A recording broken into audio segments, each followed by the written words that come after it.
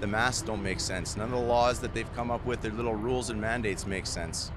Their mandates have been way out of control, and we need to go back to freedom. We need to go back to the way we were before.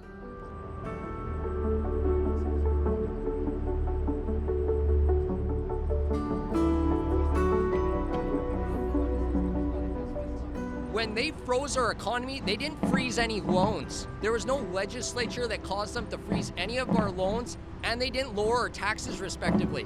So people are losing their homes, they're losing their businesses, they have no income, and they're being extorted to get the vaccine in order to just stay employed so they don't lose their houses.